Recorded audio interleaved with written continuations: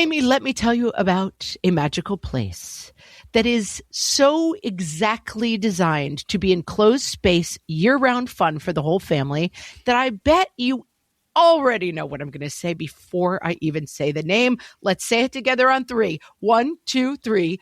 Great Wolf Lodge. You got it, Amy. My kids loved Great Wolf Lodge when we went. You probably already know that it has a huge indoor water park with a wave pool, lazy river, a bunch of massive water slides. But then your pack can hit the other attractions because, wait, there's more. Great Wolf Lodge has adventure-packed attractions like Magi Quest, a live-action game kids can play throughout the lodge, plus the Northern Lights Arcade. Spent some quality time there, so your kid who loves the lazy river and your kid who loves fantasy games will both have a great time. Great Wolf Lodge also offers great dining options and complimentary daily events like nightly dance parties, all under one roof. Unpack the car once and you're settled in to have fun. And with 22 lodges across the country, you're always a short drive away from adventure.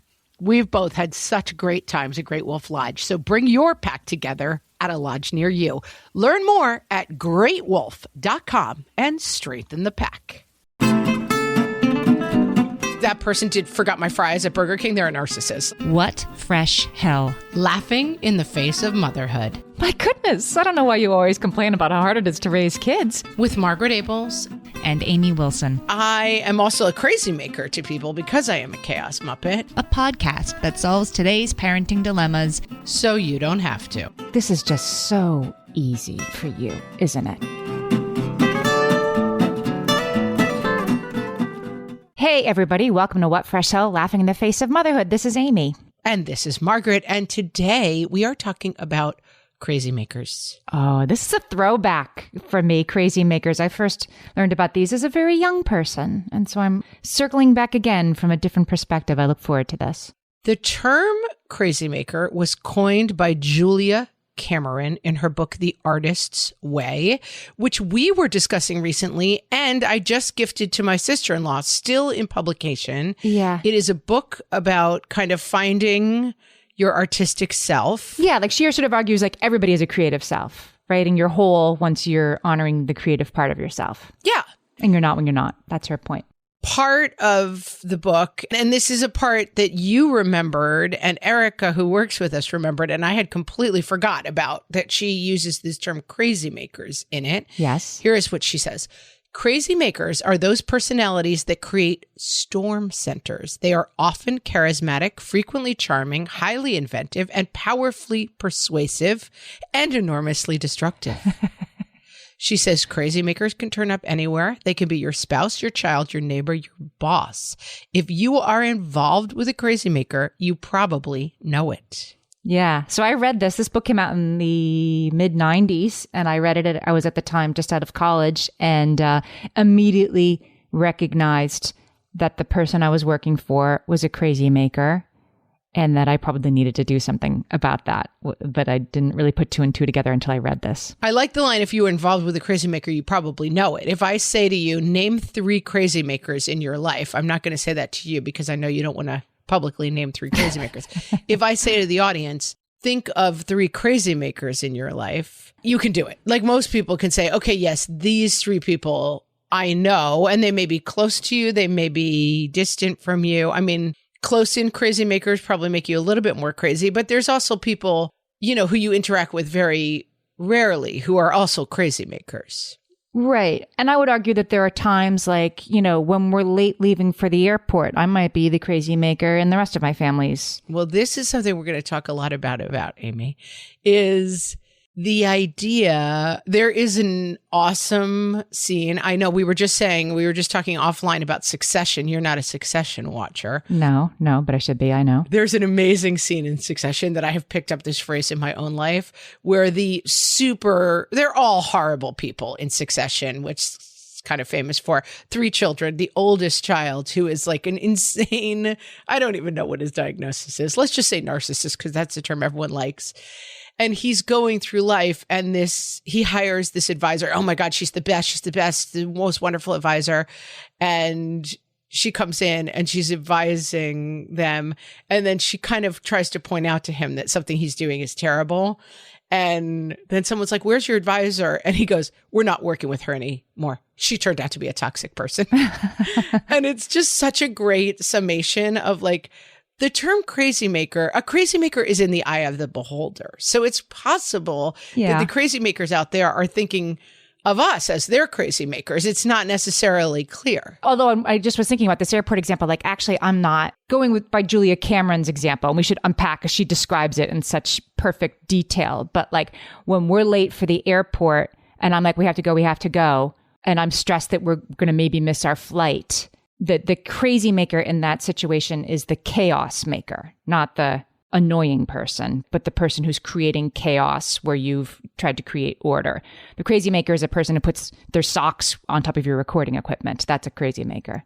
That's a crazy maker. But I would say I have some overall pushback to that idea as a bit of a chaos person. I also want to bring in the idea, which I love, of the chaos Muppet and the order Muppet. Are you familiar with Muppet theory? Yes, only for you having talked about it. It's a little known, poorly understood philosophy that holds that every living human can be classified according to one simple metric. Everyone is either a chaos Muppet or an order Muppet. And did Dahlia Lithwick invent this, or did she just circle it? She wrote about it for Slate, but I do not believe she invented it. I think it's something that kind of cropped up in the Twitterverse of the 2010s, I believe. Yeah, okay. All right. Chaos Muppets are out of control, emotional, volatile. They tend to be blue and fuzzy. They make their way through life in a swirling maelstrom of food crumbs, small flaming objects, and the letter C.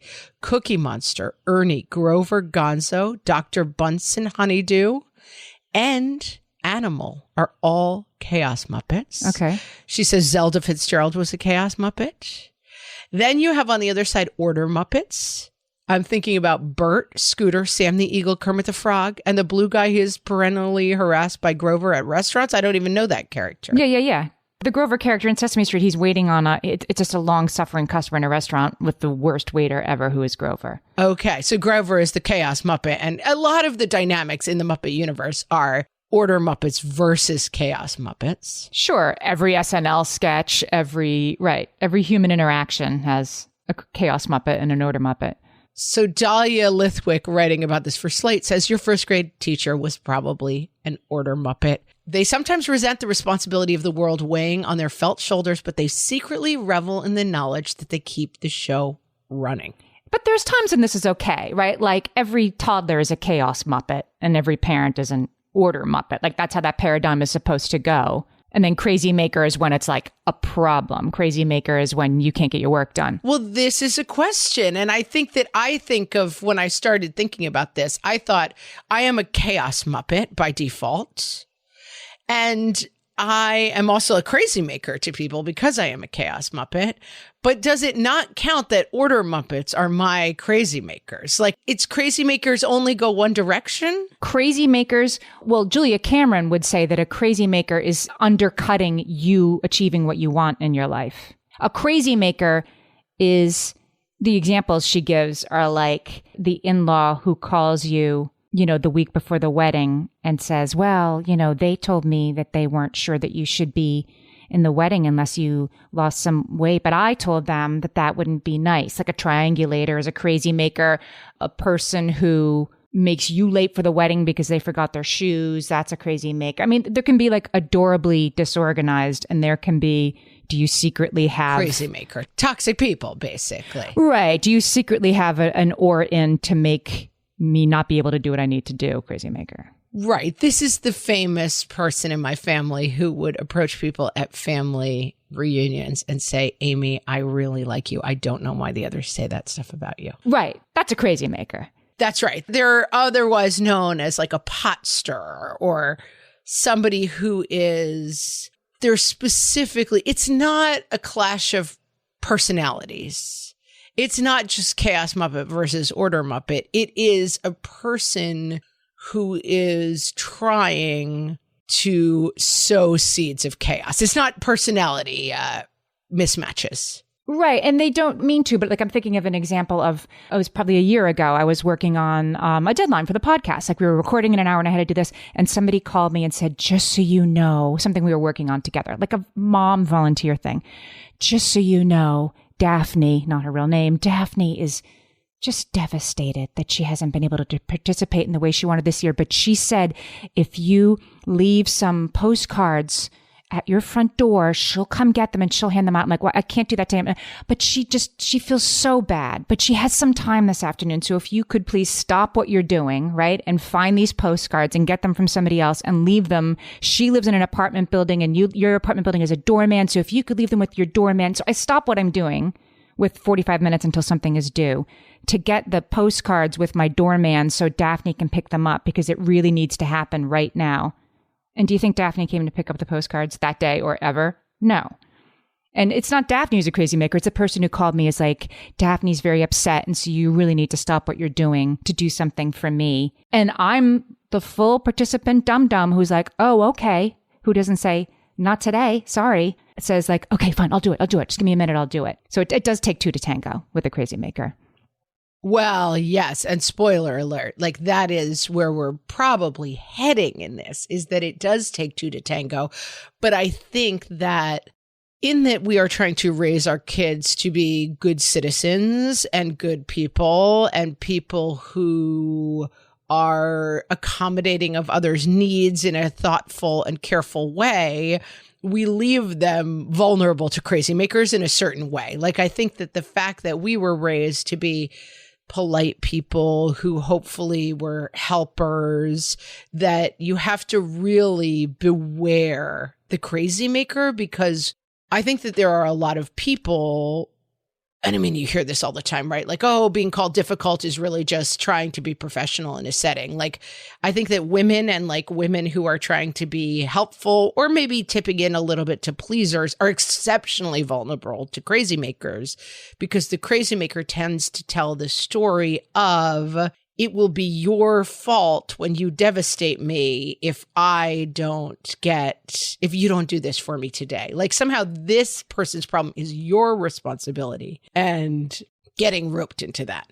Right. You've planned an outing. You've planned a little boat trip this afternoon and the crazy maker has a headache. So now nobody will be able to go on the boat trip somehow. That becomes, not only can you not go, nobody can go. That's a crazy maker. Right. Or you've planned something and then the crazy maker is sort of saying like, oh, you must have forgotten that it's the special day where we were supposed to do something else. And it's like, well, we had 100 conversations about it. Why am I only hearing about special day right now? Let's talk about 3 top types of crazy makers, Amy. This is an article from Psychology Today, How to Handle a Crazy Maker.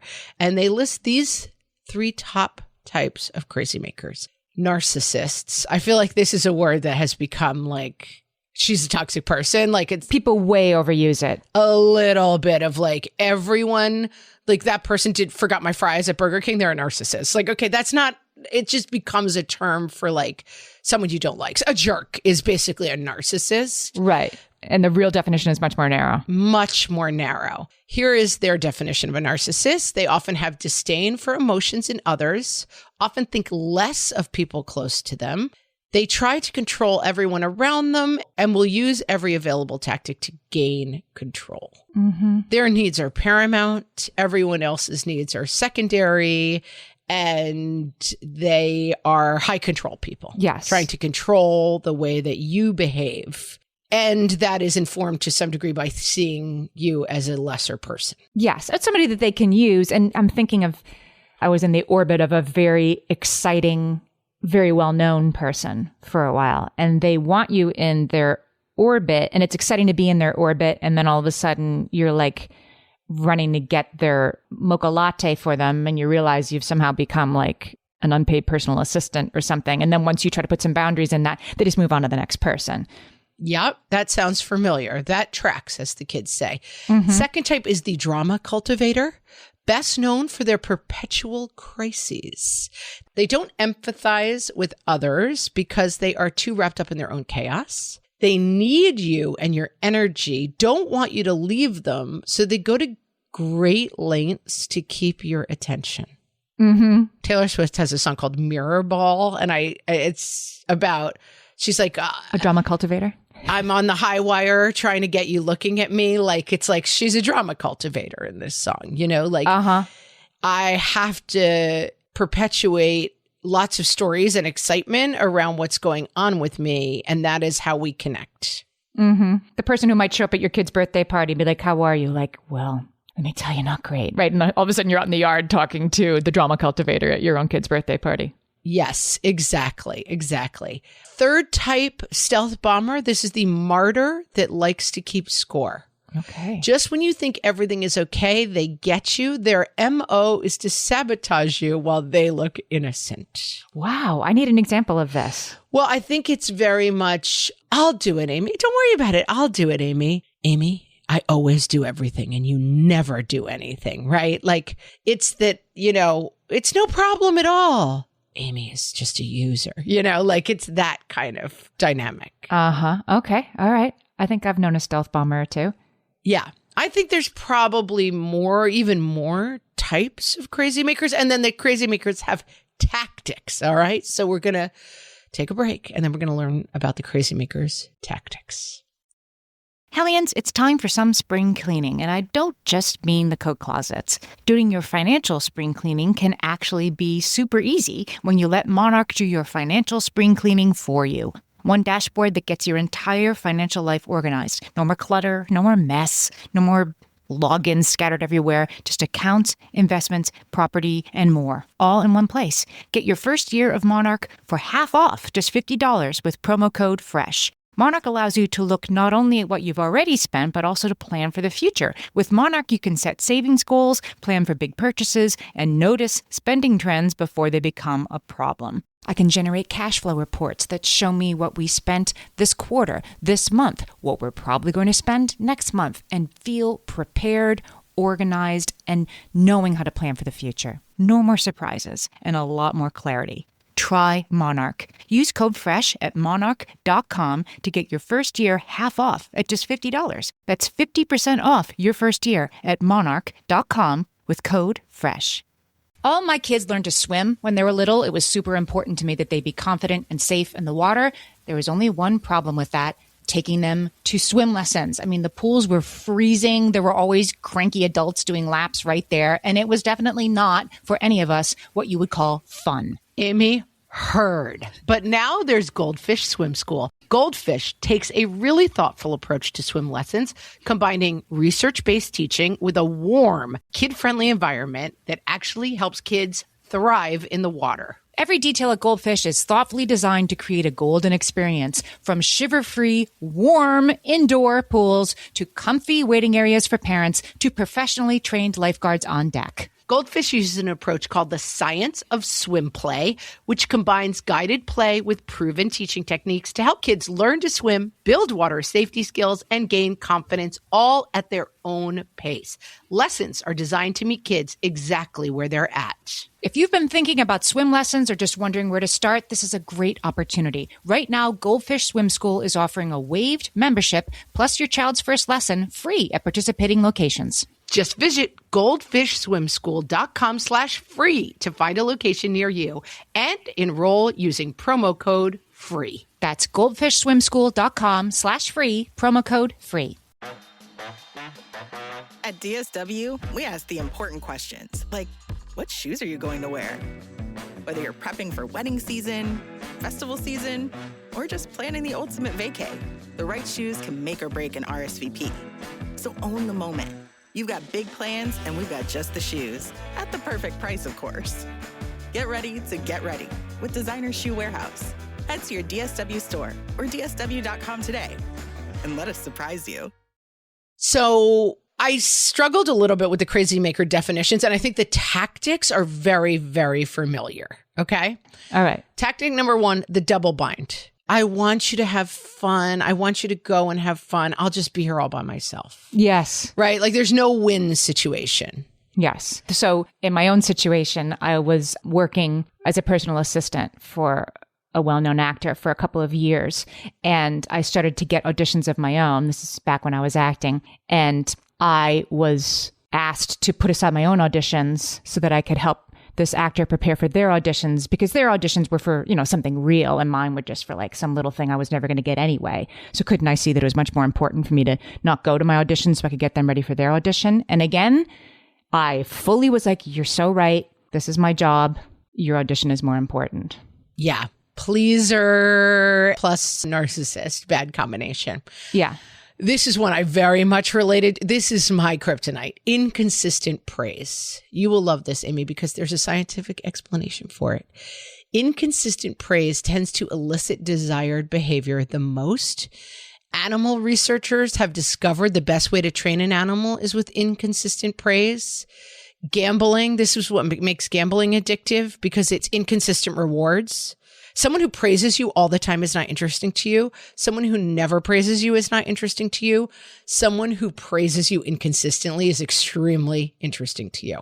Right. Like it's like a slot machine. Like, is it going to work this time? I always say I'm a sucker for the hard to please authority figure. Like Simon Cowell, that's my kryptonite. Like, yes. I am the only one who pleases the inconsistent praiser. That is my kryptonite. Yes. Most acting teachers are inconsistent praisers. This is every acting teacher you've ever met. Every male acting teacher, I would say, you've ever met, which is like, Amy, you are beauty itself and God's gift to acting. And then it's like, oh, Amy, you know nothing about acting. You know, it's like the addiction of that. It's so... I had a female acting teacher, actually, who was very stingy with her praise. And I finally did an acting exercise well. And this was like beginning acting, which is like stand there and breathe, you know, be a cow, whatever, like trying to not fail at the most simple exercises. And I forget what it was. I just remember the feeling of like, I nailed that. I did it so well. And she came up and she looked at me and said, this is just so easy for you, isn't it? It was like the most like unpraisey praise. Like I had done it well and now she was mad at me that I'd done it well. It was too easy for me. Well, we talk about too, like we want the dental hygienist to be like, wow, you have the cleanest teeth I've ever seen. It's like, yes, gold star for me. I have the cleanest teeth. I sat the stillest during my blood draw. Like everything is like, you know, we're praise seekers, which can be fine, but it can be a problem if we run into someone who uses that as a tool. Mm-hmm. Another tactic is selective memory. Conveniently forget any problems you've had with them when they want something. Throw everything you've ever done wrong when you're in trouble.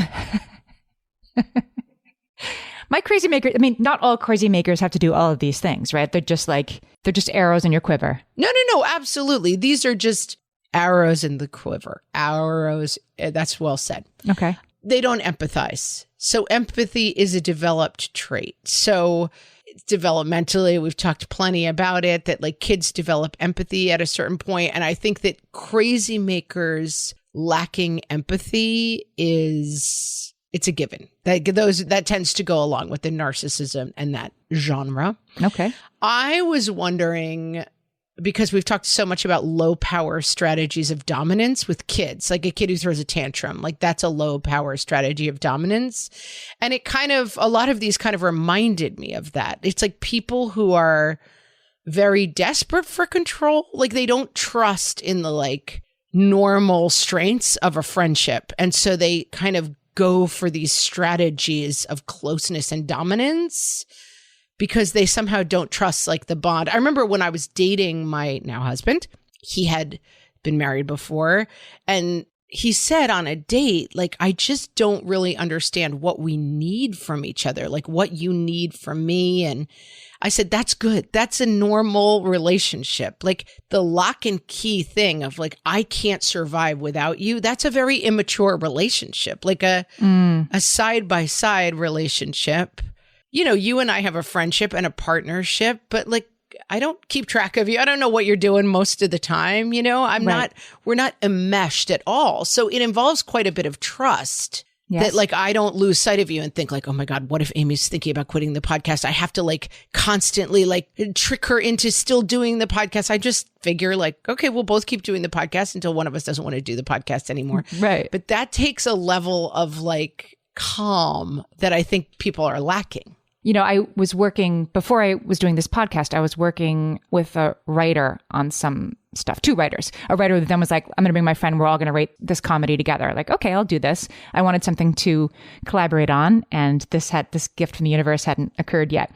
But anyway, I was working with 2 guys, one of whom had kids who were older than mine, and one of whom didn't have kids at all. And it was the guy who didn't have kids at all. Like if we were going to meet at 2:00 at a diner or whatever, he'd walk in at 2:45 and then be like, I have to leave by 3:30. Like he came late and left early to every meeting we had. He wasn't out to ruin my life, but he was definitely a crazy maker. And eventually I had to be like, I can't work with you guys anymore because I hired a babysitter to be here at 2:00. And then you walked in 45 minutes late and you have to leave half an hour early. And then it's going to happen again next time. I was also paying the bill rather more often than some other people. And anyway, it wasn't like this guy like woke up in the morning like, I'm going to totally do everything I can to put this person at the end of their rope. But it just was somebody who I think wasn't mature enough to consider the group. And so we're in the service of that. I definitely, in looking at all this stuff, I thought, wow, that reminds me a lot of my relationships when I was young.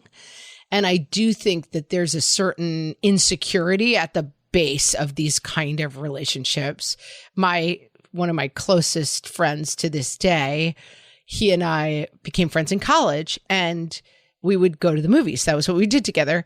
And he would come meet me, and we were in New York City. Often it was cold or raining or whatever. And I would say, let's meet at 2:15 at corner of, Lex and then we'll walk to the movie theater. And I would show up at 2:12 and he would show up at 2:35. And I said, you can't be late. It's very rude. It's very disrespectful. And he's like, oh yeah, I'm just disorganized. Like, that's my thing. And then I started to stop waiting. I would just go to the movie by myself. And it was before cell phones. And sometimes he would come to the movie and be like, you're here. What happened? I said I'd meet you at the corner at 2:15. I waited until 2:20, 2:25 and I left. And he still talks about that. Like, you left. And it's like, yeah, because I what's my other option? To do this 1,000 times?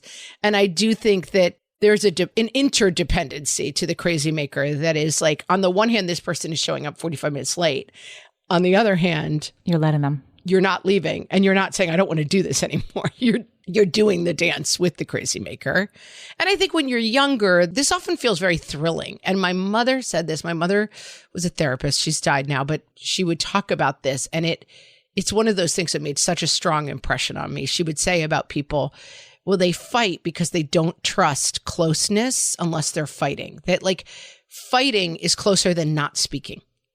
And fighting is closer than a peaceful relationship. Like you and I have a close relationship, but if we're in a fight, we're in a closer relationship. Like I'm saying to other people, Amy's such a jerk. And do you know what Amy did? And it's like we are bound very tightly by fighting in a way that a kind of peaceful interaction. Like, how's Amy? Oh, I think she's pretty good. I haven't talked to her in a little while, but I think she's great. We'll record next week. I'll see how she is then. It's like, I do think that there's an insecurity at the base of the crazy maker relationship that pulls people tight together. Yeah, there's like a dopamine fix. And if you're in the fight with the person, that's more interesting than, oh, I don't know, like not much to talk about. Let's just sit here in peaceable silence. If you're not somebody that feeds, then. Yeah. And I, as a young person, I was very, very addicted to the relationship of, I am the person who this person who doesn't like anybody likes. Like I found that to be the most exciting place to be, that I was the person who doesn't like anybody likes. Yeah. That like I was the singer that Simon Cowell said, you're a really, really good singer.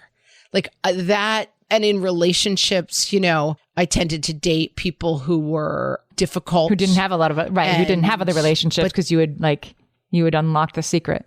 Didn't have functional relations. I mean, right. Nobody writes love songs that are like, we got along pretty well after we met on eHarmony and then we got married and we don't fight that much and it's pretty good. Like, that's not a love song. Like the love song is like, I found you broken in a million pieces and I put you back together. And like, the problem is you're talking about a crazy maker at the end of the day. It's very 90s. I was looking at the Artist's Way and what she had to say about crazy makers and like, why are these crazy makers in our lives? Like, I thought, well, like, our crazy makers are in our lives because we're related to them or because we work for them, right? Or because we live next door to one or whatever. Like sometimes they're just assigned to you. But there was a very 90s sort of thing, I think. I've been thinking about this a lot recently. It's like, well, you have a crazy maker in your life because you secretly want a crazy maker in your life. Like in Julia Cameron's case, she was like, you want to be blocked creatively. You think you don't, but you really do. You really want to be broken. And so you have this person in place to make sure you'll never succeed.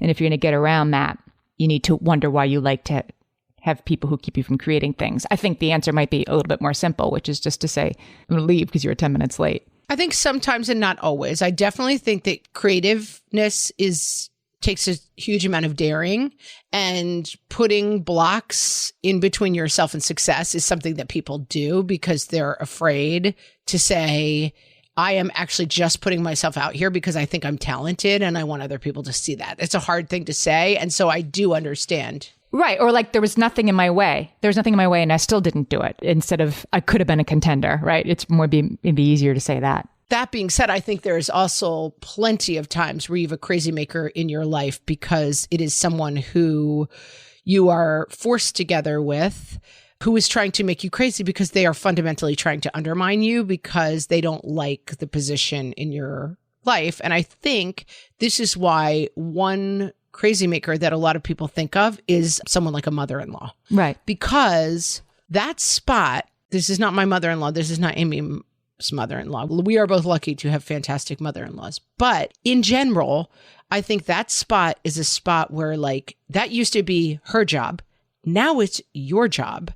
And so you both are kind of sometimes trying to undermine each other to prove that you are the person who really belongs in that job. Mm-hmm. And therefore, your mother-in-law becomes crazy maker to you. Like, oh, I guess if you want to do it that way, that's fine. I guess if that's the way you want to do it. Pause.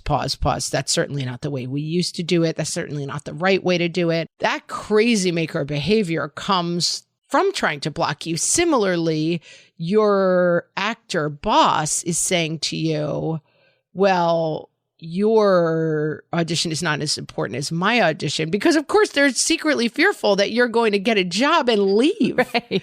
Like there's a reason. My mother would always say, nobody does anything for no reason. Right. People do things because they work, right? People are in relationships with other people because it's familiar to them. It doesn't mean it's good, but it is serving them in some very fundamental way. And the crazy maker is having selective memory and giving inconsistent praise for a very specific reason, which is that they want to hold you close and they don't know how otherwise, or they want to defend their spot from you. Right. That makes a lot of sense.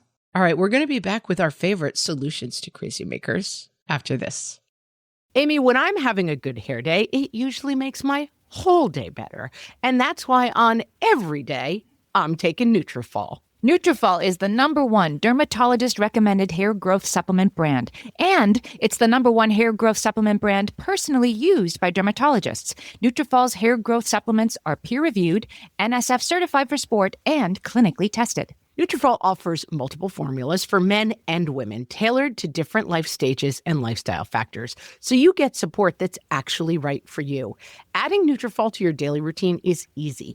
Order online, no prescription needed, with automated deliveries and free shipping to keep you on track. Let your hair be one less thing to worry about. See visibly thicker, stronger, faster-growing hair in 3 to 6 months with Nutrafol. For a limited time, Nutrafol is offering our listeners $10 off your first month subscription and free shipping when you visit Nutrafol.com and enter promo code LAUGHING. That's Nutrafol.com, spelled Nutrafol.com, promo code LAUGHING. My favorite skincare products actually feel more like self-care, like they're so nice to put on and they smell so good that I'm actually happy when I get to that part of my day. And I swear that is how I feel about Osea's anti-aging body balm. Amy, you are usually the lotions and potions queen on this podcast, but I have to say, hard agree. Osea's anti-aging body balm is a liquid silk body balm that combines the lasting hydration of a lotion with the firming power of a serum, leaving skin smoother and firmer. This body balm is clinically tested and designed to deliver visible results you can see and feel. So we've gotten to use this product for a couple of months now, and I swear I have really noticed firmer and smoother skin, like on the back of my hands. It's like getting a mini spa treatment from head to toe. Get a spring-worthy glow with clean, clinically tested skincare from Osea. And right now, we have a special discount just for our listeners. Get 10% off your first order site-wide with code FRESH at OseaMalibu.com. That's 10% off your first order with code FRESH at OSEAMalibu.com.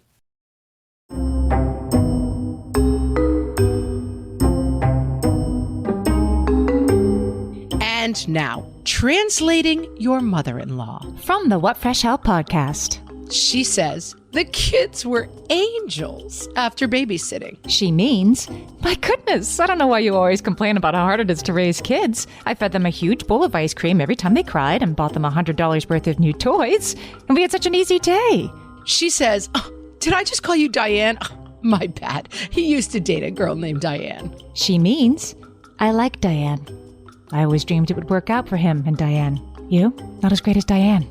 She says, I totally respect your rules. We will abide by your guidelines at all times. She means, this 8-page document you have handed me about how to care for a baby is bonkers and also vaguely insulting. I will pretend to read it carefully in order to appease you, but then I'll just do exactly what I did with the 6 children I successfully raised to adulthood. But thanks for the suggestions. She says, I love that you play with your kids and don't let yourself get bogged down with all the little details. She means, Your house is an appalling mess and your cooking is an embarrassment. She says, don't you look nice today? she means, I see you've taken off your sweatpants and at least attempted to do something with your hair. How nice for us all. She says, I cherished every single day with my babies.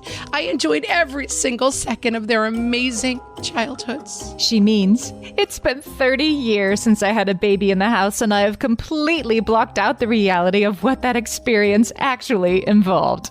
This has been Translating Your Mother-in-Law. from the What Fresh Hell podcast.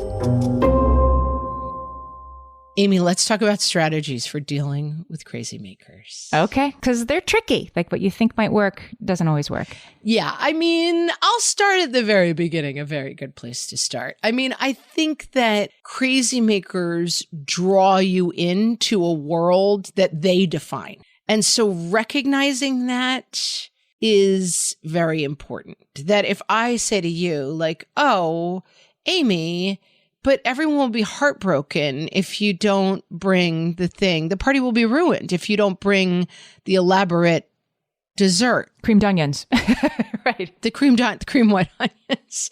This is a reference to my grandmother once said to my mother years and years and years ago, it's not Thanksgiving if there's not cream white onions. And so my mother in the Thanksgiving preparations took a great deal of time out and made cream white onions, which are very annoying to make. And then my dad passed them to my grandmother who said, oh, I don't like them. Thanks. So you're in that situation. Right. Like the spoiler is that letting the crazymaker define the situation is where it starts to go off the rails. When you say to somebody like, well, Amy, the party will be ruined if you don't bring your 8-layer casserole dip. Maybe, maybe not. Like that's letting that person define. But the answer is not like, why? I don't think anybody likes that dip. The answer is like, oh, I just don't make it as well as you do or something like that. Like, is there a way to get out of it that's still... I think either one. I think there are many strategies, but I think the big picture is recognizing the moment where things are being defined by somebody as factual in a way that may or may not be true. Right. Like I have to bring the postcards downstairs right now in the next 45 minutes because Daphne's devastated, which, yeah. No. Like that. Or yeah, everyone's Christmas will be ruined if you don't come. My Christmas won't be ruined. My Christmas is going to be better if I don't come. So it's not true that everyone's Christmas. And also, who are you speaking for? Do those people, like we take these things at total face value as facts. It will be ruined if you are not there is a statement that is just someone else's truth. It is not the truth. Okay. Take an observer's point of view. This is from Psychology Today. Something about detaching and seeing a crazymaker from an observer point of view that helps you not get engaged in the mess. This is sort of what we're talking about, is saying, is this statement that the crazymaker is making true? If you don't do this, everything we've done up to this point will be for nothing. Amy, if you quit the podcast today, everything we've done on the podcast will have been for nothing. Mm-hmm. That's a very strong and a very upsetting statement, but it's not the truth. I'm thinking like it's time to leave for the airport. It's time for the crazymaker to leave for the airport and they can't find their passport and they're turning the house upside down and they might miss their flight. But where I think sometimes lose a little bit of boundaries is, but I'm not missing the flight. Like they might miss their flight and that would be bad for this other person. But you can see it from an observational point of view. It isn't the last plane to ever fly and it isn't you. I can get enmeshed and feel like them finding them their passport so they can make the flight is as important to me as it is to the crazymaker. For sure. And I think that letting other people define the world is where we go terribly wrong. I know somebody who was married to a troubled person for a very long time, and this person made their own choices, and the person they were married to ended up living a life that said that person ruined my life. And their own choices and their own, bad decisions were never addressed. It was that this other person had ruined their life. And I think for people who are generally decent people, we were talking about this in something else, that that hurts your feelings because that person is trying to hurt your feelings, not because you're a weak person. And, if somebody says to you, Amy, you're a bad mom, I don't care who says that to you, it's going to hurt your feelings. It's a hurtful thing to say. It hurts your feelings because that's the point of it. And I think it makes you crazy because that's the point of it. And it pulls you in because it's very loaded. It's not because you're foolish and naive and susceptible and manipulatable. It works because it's designed to work. Mm-hmm. But the way out is not, I will eventually convince this person that I still am a good daughter, even if I don't come for Christmas this year. Not your job. Right. That you don't have to finish. That won't happen because that's what's going to keep you coming back for more. Another option, keep a healthy distance. This can be really good with quicksand that you keep falling in again and again and again, is to say, I need to see this person less. Because listen, people who are good at making you crazy are good at it. And they enjoy it. And so I do think at some point distance is the only option, is to say, I'm going to interact less, because we're talking about strategies, taking it from an observer's point of view. It's easier to do if you only have to do it twice a year. Mm-hmm. It's harder to do if you're doing it 8 days a week. It's just when you're the person who, this is a person chipping away at your truths and your knowledge. And so once a year, I can step back and say, I'm going to listen to somebody say, I've ruined everything by not being here more often, but I'm not going to come more often. I'm just going to have to, I can put my armor on once a year and get through this. But if it's every single day, it's going to break me down in a way that's not healthy for me. Yeah. And then the other two suggestions, which I think are decent, but they're kind of and also learn to fly, maintain a healthy sense of self-worth and cultivate internal validation. Yes, but easier said than done. Do yoga first, I guess. Yeah. Yeah. And I think that some of this is age. I am really not as I was very susceptible to Crazymakers as a young person. Yes. If someone said to me, it's your fault that I'm unhappy, I'd be like, okay, life, I have to get off. I have to stop everything. This person is unhappy because I've made them unhappy. Yes. Everything has to stop until I've fixed that, because that's unacceptable. And I do think I'm much better at saying, try not to get into I am sorry you feel that way, because it's, some of the phrases are kind of tells. But I do think that taking, what I find to work the best with Crazymakers is taking everything at exactly face value, because it kind of robs the power of the manipulation. So, but Christmas will be ruined if we're not there. Oh, that is going to be really, really hard. And I'm sorry. Anyway, we'll be there next Christmas, but I'm sorry that Christmas will be ruined for you all. That is hard and sad, but we'll be there next time. Yeah. But not no, we can fix it. No, we can this. No, it won't be ruined. Right. I'm sorry that for you, that is going to be your experience of the holiday. I'm sorry that the party is going to be ruined if I don't bring my dip, but I'll come. We'll try to make the best of it. But yeah, that's too bad. I like that. You just kind of take everything at face value and you don't get sucked into the madness. Julia Cameron says here, because you were talking about what does this mean to cultivate your inner self? She says you can slowly expand, soothe, and mend yourself. Again, I'm not sure it starts with I'm so broken and that's why I have a crazy maker. Sometimes your boss is a crazy maker, but it's a slow expansion, right? It's a slow, I'm going to take up space. When your boss tells you this has to be done in 15 minutes, it takes 20, and then you tell them they can have it by the end of the day, and then you tell them you're not going to be able to get to it till next week. It's a slow process of setting boundaries and pushing them out a little bit at a time. And it is a dance that involves two partners. That's the thing. I mean, it's a jack in the box and you wind it up and it pops. And so you do have a locus of control within it, which is not popping anymore for the Crazymaker. And I think that certain people can still make you crazy, and you can go on the drive home and be like, well, I just was fuming the whole time that person was trying to blame me for everything that went wrong, even though I had nothing to do with it or whatever. But in the situation, if you stop reacting, the behavior will stop, or they'll find somebody else. Right. It'll probably get more intense first, and then eventually it would move to somebody else. Absolutely. And I wanted to highlight this term. Do you know the term gray rocking? No, I hadn't heard this before. It's they talk about it a lot when dealing with borderline personality disorder, narcissistic personality disorder, that again, going no contact is more engaged in a way than gray rocking. They're trying to find this middle ground where it's we're not speaking. That is an engagement. Not speaking is another form of engagement because it implies that there's going to be an end to it. We're in a fight. And that gray rocking is a strategy. This is from psychcentral.com. It's a strategy for protecting yourself from abusive or toxic friends, partners, coworkers, or family members.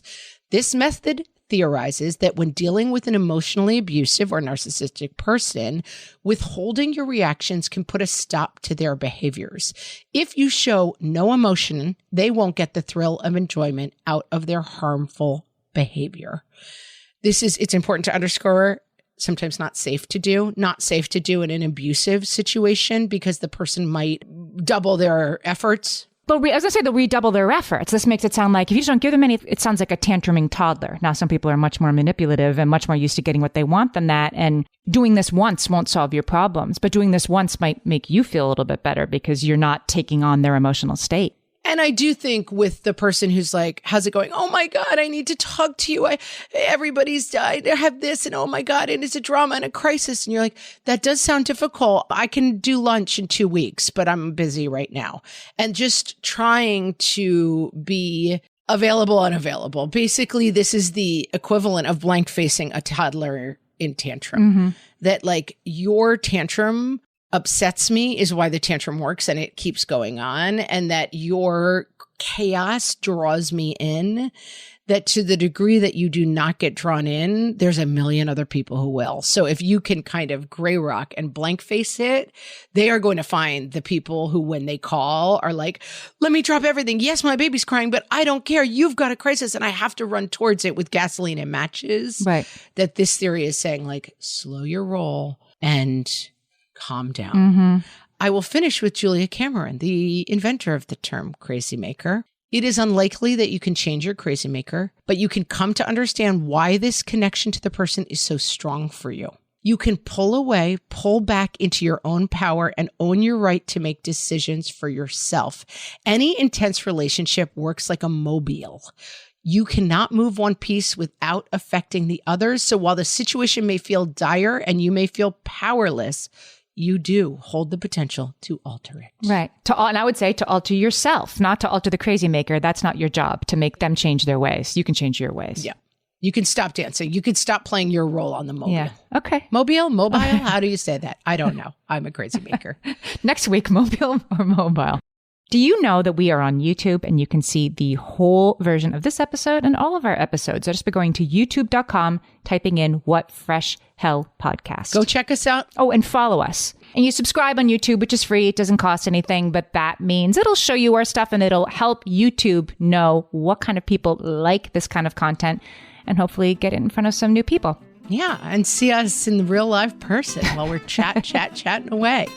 Hope that's not too weird. With that, people, go gray rock your Crazymakers and have a good week. So long.